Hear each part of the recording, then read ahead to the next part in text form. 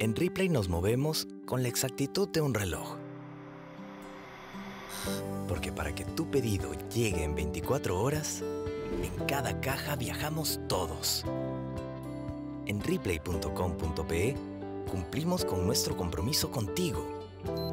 Y si te decimos 24 horas, tu pedido llega en 24 horas.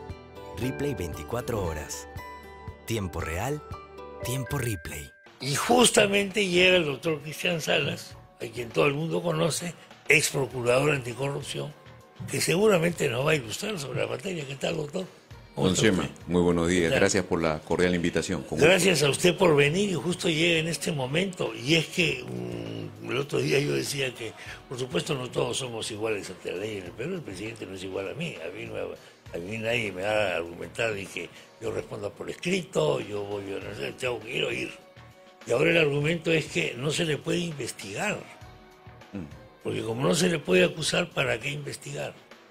¿Qué opina usted de este Bueno, ahí tenemos que partir de una premisa no solo de rango constitucional, la Carta Magna como norma máxima interna, sino también en base a lo que el propio Perú ha ratificado a nivel internacional, que son los tratados de lucha anticorrupción. Y esa premisa, esa base de la que debemos de partir es que un Estado está obligado a no generar impunidad. Por tanto, es imposible pensar que la máxima autoridad del Estado, el presidente de la República, puede estar ni siquiera en condición desigual, sino por encima de la ley, ser totalmente inmune a cualquier responsabilidad y sobre todo si se trata de índole penal. ¿Qué es lo que estamos escuchando en este caso como parte de la estrategia de defensa del presidente de la República? No me investiguen, porque si me investigan al final la acusación no va a tener futuro, se va a frenar, a mí no me pueden acusar. Ahí hay un error de interpretación muy puntual por lo siguiente. El artículo 117 de la Constitución dice que al presidente solo se le acusa, estar hablando de una acusación constitucional, no penal, por traición a la patria, impedir elecciones y demás. Algunos de ellos incluso no son delitos. Por eso es que es una acusación constitucional. Es una acusación constitucional. Así es, por violación a algunas funciones de rango constitucional. Correcto. Punto. Entonces ahí eso nos aclara una cosa. Nos tumba el argumento del presidente de que él no puede ser un perseguido penalmente. Nos tumba ese argumento. Está hablando de responsabilidades constitucionales.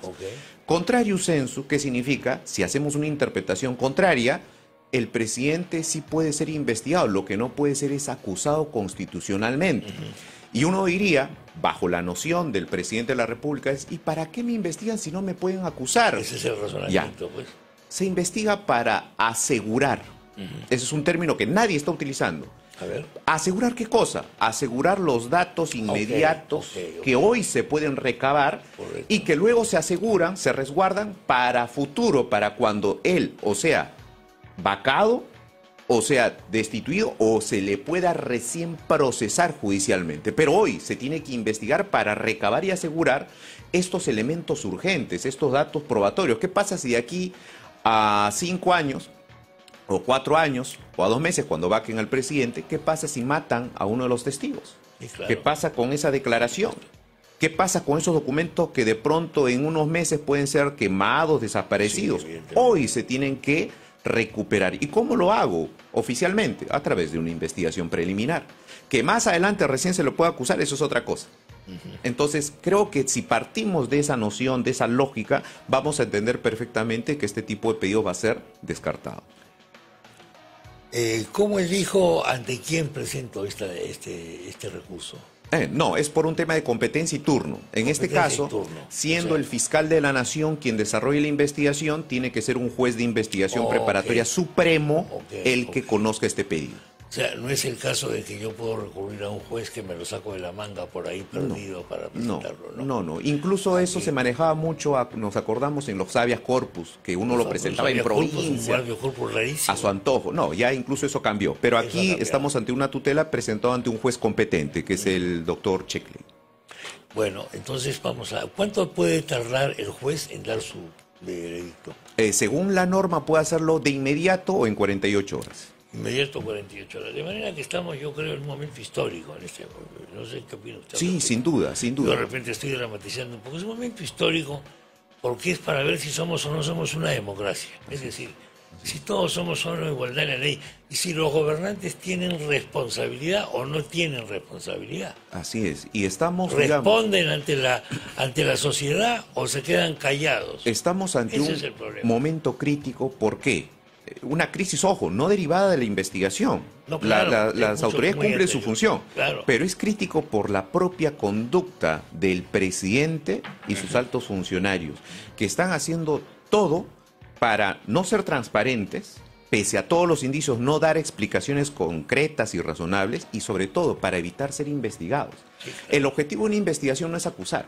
El objetivo de toda investigación es esclarecer los hechos, y el primer funcionario público, el presidente, está obligado a ser transparente y a colaborar con ese esclarecimiento. De hecho, lamentablemente ese mensaje es negativo. Es negativo, a pesar de que él dijo muchas veces de que él se somete a toda clase de investigaciones, de que su comportamiento es transparente, etcétera, etcétera, etcétera. Pero eso es lo que no está haciendo en este momento, ¿no? Seguramente su abogado le ha hecho cambiar de opinión, o nunca pensó eso realmente. Y era bueno lo que decía para la galería. Y simultáneamente, me parece que tiene relación, o puede tener relación, el ministro de Justicia anuncia un proyecto de ley para combatir las llamadas filtraciones a la prensa. Es decir, el proyecto de ley del ministro de Justicia, el señor Chero, está en que se va a perseguir o investigar y sancionar hasta con prisión no efectiva, a jueces, fiscales, etcétera, que filtren información. Evidentemente, buscarlos es muy complicado, muy difícil, pero en el fondo lo que se persigue aquí es un proceso de amenaza, de intimidación, ¿no? Porque si usted es un juez y me da a mí una filtración y yo la publico, yo también corro peligro, pues. Porque yo no me voy a atrever a publicarla, porque lo voy a sacrificar a usted. Claro. Entonces, en el fondo esto es una mordaza. Claro, mira, ahí está en paralelo con este procedimiento. Hay que partir de algo. Hoy, sin ese proyecto, hoy ya existe la prohibición para los funcionarios, policías, fiscales, jueces, de que en investigaciones, no en proceso, en investigaciones, la información es reservada y ellos están prohibidos de suministrar información a terceros, incluida la prensa. Sí. Ya existe esa obligación, es una obligación funcional que incluso se les puede sancionar. Punto. Pero qué curioso que ahora estos señores digan eso, cuando en el caso Odebrecht, en momentos en que Barata o Odebrecht estaban declarándose en tiempo real a ciertos periodistas afines a cierto sector, les facilitaban lo que en tiempo real estaban declarando. ¿Por qué ahí no alzaron la voz? Ojo, información de personas que ni siquiera eran colaboradores por casos en Perú, sino por otros casos. Entonces, hay ese doble rasero, lamentablemente, de acuerdo al interés de cada posición, pero lo importante aquí es entender que ya esa prohibición funcional existe y que carecería de sentido sancionar a modo de acallar, a modo de amedrentar, a modo de perseguir a aquellos periodistas que hoy, con total legitimidad y con la reserva legítima de su fuente, dan a conocer esta información. ¿Por qué? Porque lo que vemos, si que no fuera por esta información que está saliendo públicamente, de donde PBO, Willax han sido los únicos prácticamente que han sacado esta información a la luz, no se vería esta presión que ha obligado a la Fiscalía de la Nación a retroceder en un acto totalmente ilegal, que era blindar, evitar toda investigación hoy al presidente de la República. Hoy no veríamos esto si es que no fuera por esa información que sirve justamente para mover a aquellos funcionarios que están comprometidos con ciertos intereses. Es la única forma en una democracia. Sí, es verdad. El doctor Benji Espinosa es una persona muy articulada en su discurso, presentando este recurso. Ha pretendido establecer que hay una comunidad de privilegiados, son palabras mías, o comunidad de aforados, digamos. Que va desde el presidente de la República, pasando por jueces supremos, fiscales supremos, ministros, congresistas, Es decir, que no es solo un individuo. Le pregunto a usted, ¿hay una comunidad de intereses en todos los aforados en el Perú que se definen mutuamente? Ah, bueno, ya estamos hablando ya de aspectos... Sí, digamos que es un aspecto... digamos que tienen que ser probados, pero hoy, hablando de intereses, los podemos ver, los podemos percibir. Pongo un ejemplo. determinado grupo de parlamentarios en el Congreso que por intereses, y ojo, basado en sindicación de una colaboradora, de una postulante a colaboración eficaz, este grupo de parlamentarios mantiene hoy a este régimen vivo. Si no fuera por ese grupete de parlamentarios, que seguramente tienen intereses personales, individuales, mezquinos, ajenos al pensamiento país, por ese grupo de personas, hoy este régimen con graves visos de corrupción, cuestionado tremendamente, donde supuestamente, según, ojo, imputación de postulantes a colaboración, un Estado que hoy estaría dirigido por el líder de una organización criminal, ya, eso hoy se mantiene vigente gracias a esos congresistas. Claro, entonces ahí hay un tema ya de, no de toda la clase aforada, sino de gente que por intereses propios está metida en esto. Hablando de esto, está ventilándose ya el caso de la doctora Dina Boluarte. ¿Qué futuro le ve a este caso, doctor? En ese caso tenemos su infracción clara. ¿Le parece clara? Es clarísimo, es clarísimo. Se puede dar a muchas interpretaciones, a que de pronto ya estaba fuera de su periodo, que estaba, que lo hizo sin dolo, sin intención. Bueno, la norma constitucional que no se benefició económicamente y cosas parecidas. Que son datos, pero la norma no dice eso. No, son datos totalmente ajenos a la infracción constitucional. Simplemente no se puede intervenir en otro tipo de asociaciones privadas ni públicas. Punto, es claro. Y en este caso vemos por los antecedentes que la señora Boluarte ha estado desarrollando varios oficios, varias funciones, no ahora, sino de años atrás, sin que pase nada. El argumento que se está dando para defenderla es que ella no se ha beneficiado en lo personal ni económicamente. Es irrelevante para la infracción. Que es otra figura jurídica, es otra figura, eso es otro delito, eso es un delito allá. Claro, eso sería un delito de negociación compatible, que no es la infracción. Y no una infracción constitucional. Esto no es un delito punible por el Código Penal. Sí. Estamos hablando de infracción constitucional. ¿Cuál es la diferencia entre las dos cosas, por favor, doctor? La infracción constitucional implica un quebrantamiento de las funciones que determinado funcionario de alta magistratura tiene encomendadas por la Carta Magna. Esas infracciones pueden ser simplemente de rango constitucional, vinculadas a su función, o incluso pueden ser delictivas. O sea, pero no necesariamente tienen que ser delictivas. No toda infracción constitucional constituye delito. Exactamente. Es un poco el símil de la vacancia moral, ¿no? Es decir, de la vacancia por incapacidad moral, que no necesariamente es un delito. Así es. Entonces, ahora, yo ponía el otro día, para ilustrar esto, un ejemplo. Si yo un día saco en televisión al presidente tirándose un tiro coca, digamos, eso no es ilegal. Claro.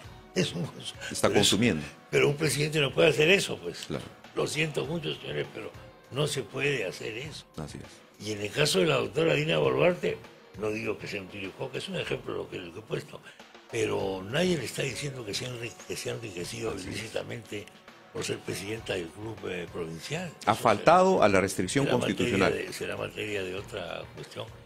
¿Cuánto tarda este proceso? ¿Cuál proceso? ¿De presidente o...? El de Dina. Ah, bueno, eso depende ya de los plazos que el propio Congreso se fije, ¿no?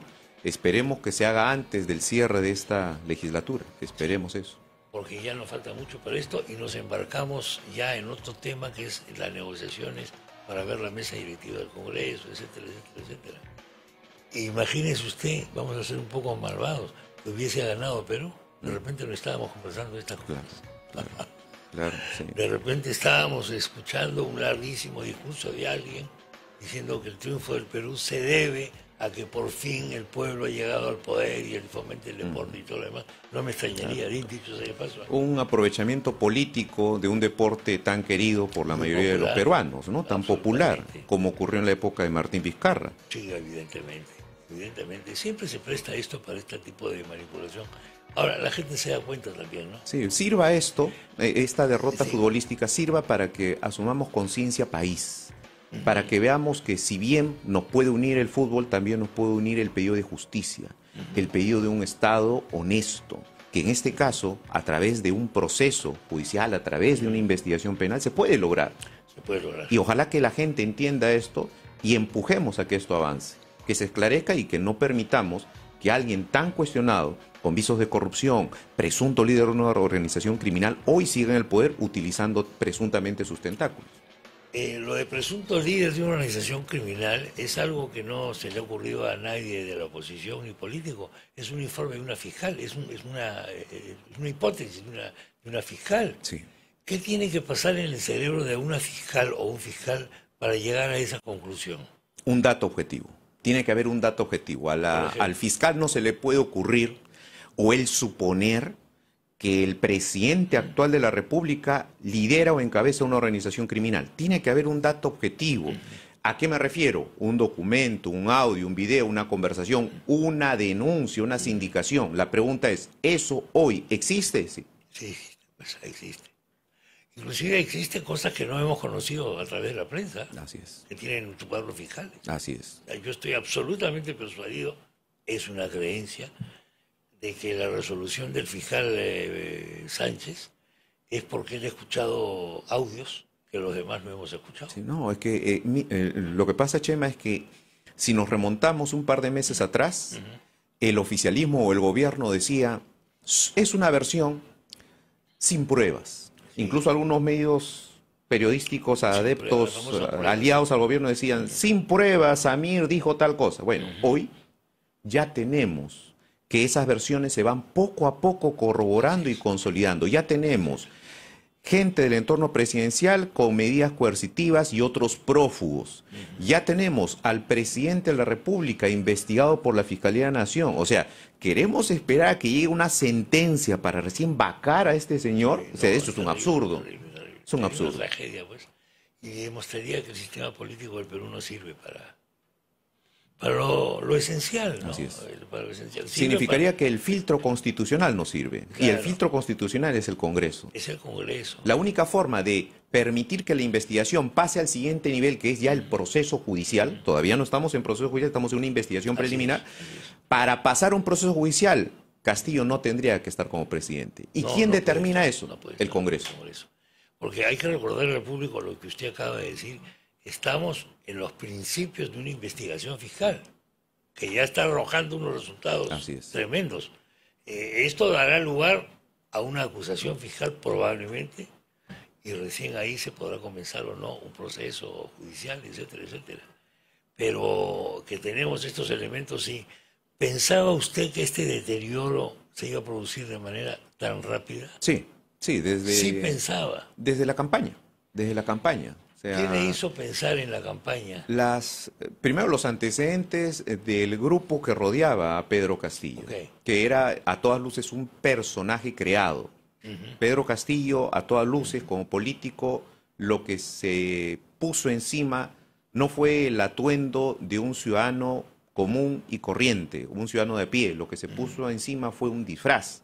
Él quiso aparentar algo que no es.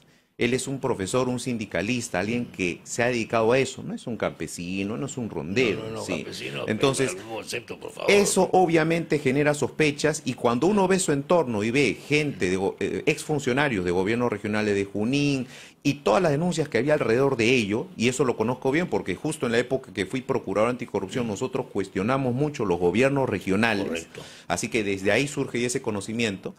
Y el proceso electoral fue un tema donde era evidente que habían actuaciones fraudulentas. Ojo, actuaciones fraudulentas creadas, planificadas, orientadas a alterar la real voluntad popular y donde obviamente tenemos responsabilidades de funcionarios del Jurado Nacional de Elecciones, de OMPI y demás, que más adelante estoy seguro se van a ver.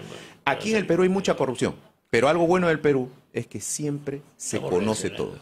Es verdad. Al final alguien siempre habla al final del cuento. ¿Puede quedarse unos minutos más, por favor? Usted conoce al doctor Cristian Salas, ha sido procurador anticorrupción, actualmente está dedicado a la práctica privada, pertenece a una generación muy menor que la mía. Yo personalmente estoy absolutamente sorprendido, jamás pensé escuchar, de que estando en ejercicio un presidente de la República, el Ministerio Público de mi país, el Perú, tuviese la entereza de ir a responder al Poder Judicial y decir, nosotros sabemos y estamos convencidos de que este caballero es el jefe de la banda. Yo eso no lo he escuchado antes. Lo he escuchado cuando el presidente ya estaban fuera de su poder, fuera del poder. Así es. No estoy hablando de que la prensa lo dice, no, lo está diciendo el Ministerio Público. Es una imputación gravísima del Ministerio Público basado en datos objetivos. Hay que recalcar eso. No es que al Ministerio Público se le antoje o presuma decir eso. No es una opinión, una creencia o una duda. El Ministerio Público, bajo el principio de objetividad que rige su función, objetividad, procede, actúa funcionalmente en base a datos objetivos, elementos probatorios, que es lo que existe. Y en este caso, esta es una imputación grave. O sea, no se le está imputando haber hurtado, no se le imputa haber falsificado, que también hay imputaciones por falsificación, ¿no es cierto? Pero en este caso, la imputación es por liderar una organización criminal que a través del Ministerio de Transportes recibía coimas para otorgar contratos. Eso es gravísimo. Y lamentablemente este funcionario hoy sigue en el poder. ¿Y cuál es el grave riesgo de eso? Que desde el poder pueda destruir pruebas, amedrentar, generar fugas, etcétera. ¿Están funcionando nuestras instituciones? Hace un instante, el doctor Salas, estábamos en comerciales, me ha hecho recordar lo siguiente, que ya desde los inicios de Castillo como presidente electo, incluso antes de jurar, él ya estaba atendiendo en Zarratea, etcétera, etcétera, etcétera. Y en un determinado momento, la Contraloría de la República le dice, no hagas eso, Pedro. Así es. Perdón, no haga usted eso, señor. Eso se lo dijo la Contraloría, me había olvidado de eso. Efectivamente, ¿por qué? ¿Cuándo se lo dijo eso a la Contraloría? Eso se lo dijo incluso antes de que se descubriera, de que saliera el reportaje con todos los videos, estos videos que estamos viendo ahora. Antes de eso, la Contraloría ya le había dicho, porque se había alertado eso, de una especie de despacho paralelo. ¿Y esto por qué? Lo dice la Contraloría. Porque existe una ley que establece que el presidente no puede despachar en un lugar ajeno al Palacio de Gobierno, porque la gestión de intereses tiene que ser formal, tiene que ser oficial, los actos públicos, políticos tienen que ser formales. Entonces, en base a eso se dice, y no se acató eso. La Defensoría del Pueblo se pronunció también, y recordemos que en ese contexto ya se hablaba de un gabinete paralelo, ya se hablaba de presuntas visitas de personas interesadas, empresarios o representantes, empresarios o lobistas a ese lugar. Y entonces, si es que la Fiscalía toma todos estos datos indiciarios, va a tener un caso sólido, un caso concreto. Recordemos que la regla en el tratamiento procesal de los casos de corrupción es la prueba indiciaria. Pero en este caso no solo tenemos esos indicios de contexto, tenemos medios probatorios directos. Estoy seguro que más adelante, cuando se difundan estos audios, estas conversaciones que corroboren la versión de los postulantes, tendremos un caso mucho más sólido. Sí, pues porque claro, la gente dice que se investigue, que algunas personas, lo que es el castillismo, para resumirlo, dice que se investigue, perdón, se está investigando. Y están apareciendo estos resultados ya. Así es. ¿Cuánto más vamos a poder conocer cuando se concluya la investigación? Hace un par de días el presidente dijo, si me comprueban que he cometido un delito, yo me someto a la justicia. Eso es una incoherencia por lo siguiente. La única forma en el Perú de comprobar que alguien cometió un delito es con una sentencia firme. Claro. Pero ¿cómo vamos a llegar a esa sentencia firme que es el final del proceso si tú desde ahora no quieres que te investiguemos? Claro. Miren el entrampamiento que está generando el propio presidente. Yo tengo mis dudas de que el presidente a alguien le haya explicado cómo es un proceso legal. Me parece que no lo entiende bien. Me parece que no lo entiende bien. Y que quizás no tiene un asesor que le diga, mira, lo que tenemos que hacer es, hay que pasar por todo esto. Y la sentencia saldrá de aquí a X tiempo. Claro. Pero no vamos a esperar a que salga una sentencia para decir que eres inocente. Y algo importante aquí es que, según lo que está indicando el señor fiscal en la audiencia, la imputación es por líder de organización criminal. Sí. Y eso significa que las diligencias preliminares no solo pueden durar 8 meses, pueden durar 36 meses. Sí, señor. Es decir, imaginémonos como país, ¿no? 36 meses, 3 años, bajo la sospecha de que quien nos está dirigiendo es el líder de una organización criminal. Ese contexto es inimaginable. Eso es inimaginable. Eso es insostenible. Es insostenible. En condiciones relativamente normales, un presidente así lógicamente no puede seguir. Así es. Porque de él mismo debería nacer, bueno, yo voy a dar un paso al costado, vamos a decirlo así, que asuma la vicepresidenta o quien sea, porque es obvio que yo no puedo seguir presidente con esto. hablando de este tipo de cosas, por ejemplo, el famoso plagio que se le descubre al presidente de Hungría, el famoso plagio que se le descubre a una ministra de Alemania, presuntos plagios, digo, Renunciaron al cargo. ellos renuncian de inmediato, no porque admiten el plagio, sino para poderse defender correctamente del plagio y no comprometer a la sociedad completa, Y por un al tema, Estado. y por un tema de eso es cultura democrática. Ese es el problema. Eso es cultura Ese es el democrática. problema. ¿Por qué? Porque yo como alto funcionario tengo que ser el primero en garantizar la legitimidad de mi cargo.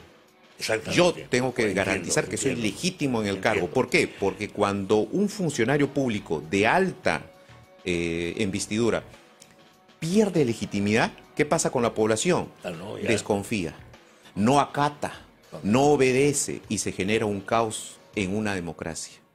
Lamentablemente el presidente que tenemos hoy no piensa así. No. Y está sentado en Palacio de Gobierno pensando más en cómo defenderse, en cómo garantizarse impunidad, que en esclarecer los hechos y sobre todo pensando en el país. No está pensando en el país. Está viendo cómo desaparecen pruebas, cómo somete a uno y a otro. Por ejemplo, yo me pregunto si está negociando con Pacheco, obviamente, ¿no? Supongo yo. Es un grave riesgo. Yo creo que está negociando con él. O sea, a estas Y está alturas hay... negociando con Silva. A estas alturas hay riesgo frente a toda esta gente que es trascendente, importante para la investigación, que está no habida, desaparecida o prófuga. Hay varias posibilidades. Uno, que al ser cómplices buscan ellos sustraerse la justicia. Obviamente. Uno. Dos, que pueden haber sido aislados por si tenían la mínima intención de ser colaboradores. Claro.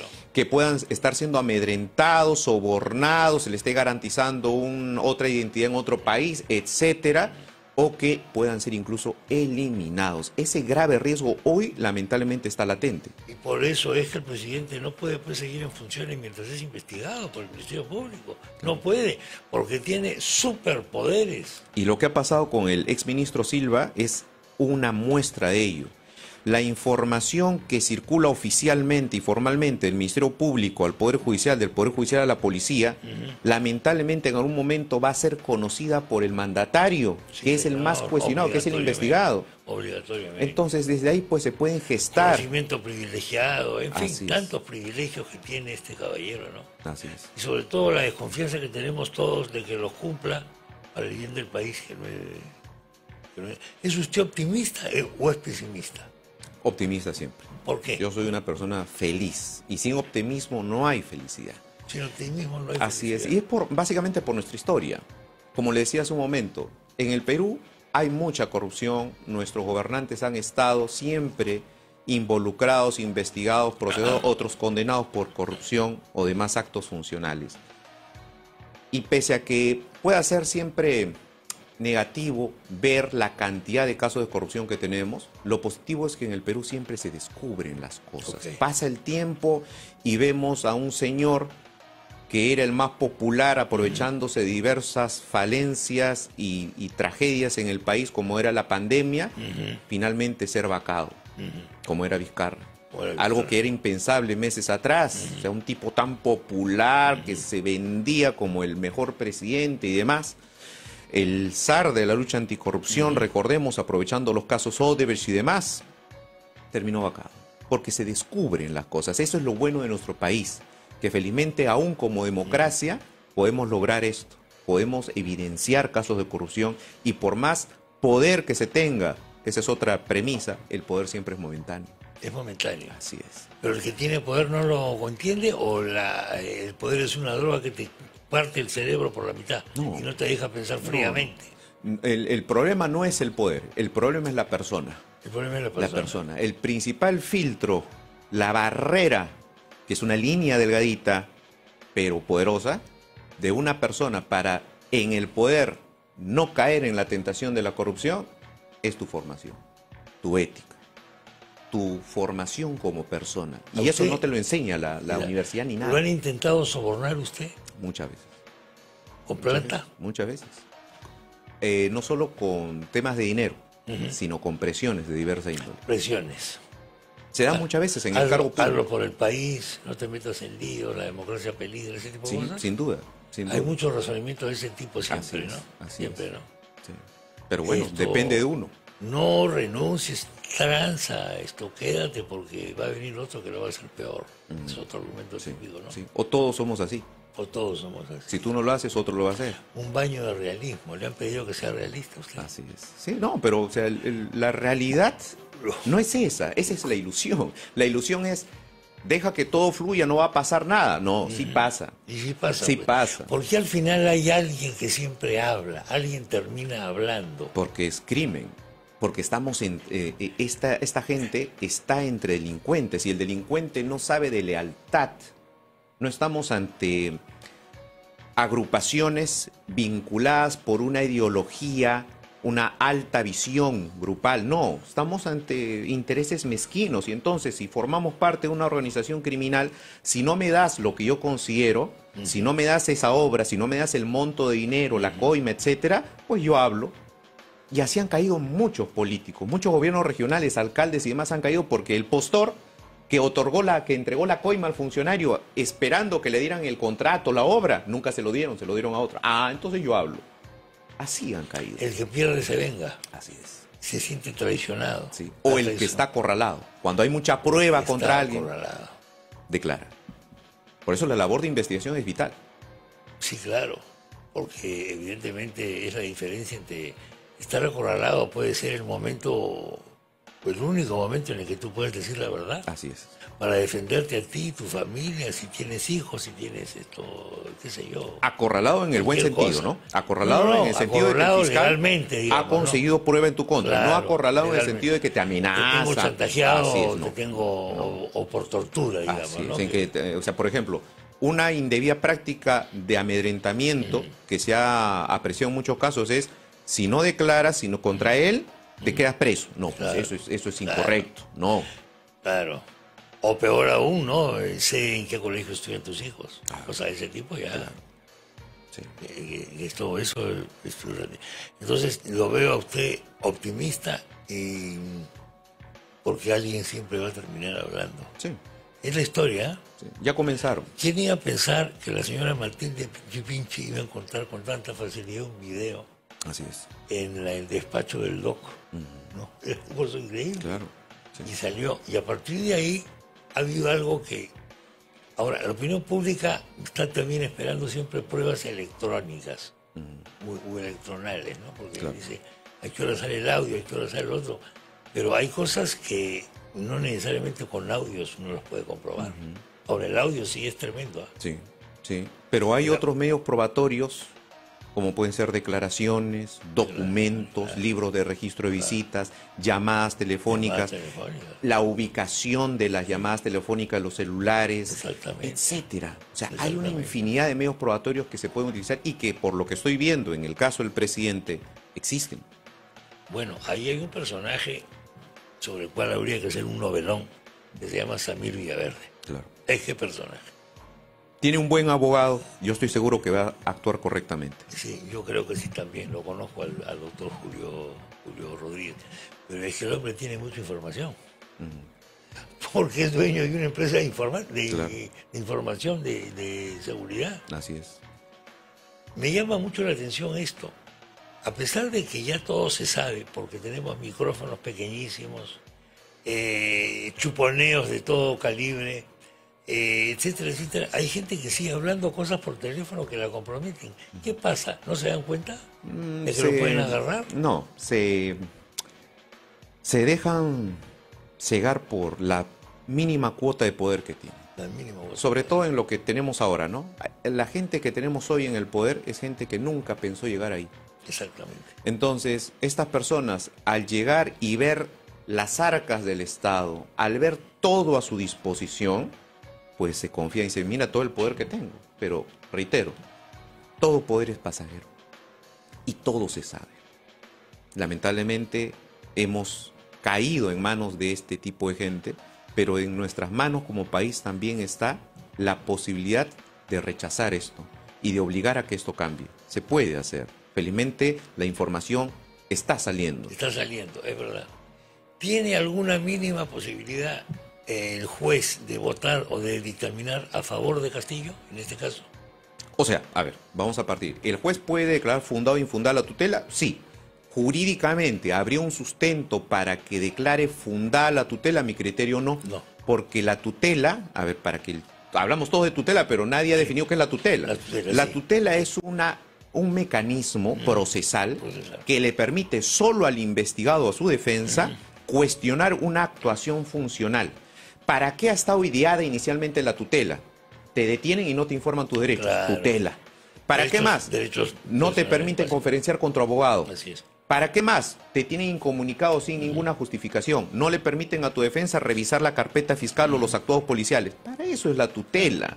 Lamentablemente, en este caso, el presidente apunta y usa la tutela con fines de blindaje. Sí, de blindaje. No hay justificación para ese tipo de tutela. Por último, más adelante, frente a una acusación, una formalización, ahí se podría ver esto, pero a través de otros mecanismos. Pero no es la tutela. Yo en este caso estoy seguro que la tutela va a ser declarada, si no es improcedente, infundada. Bueno, pues lo veremos, porque va a ser rápido. Doctor Salas, le agradezco la visita. Gracias, Chema, ha sido un honor.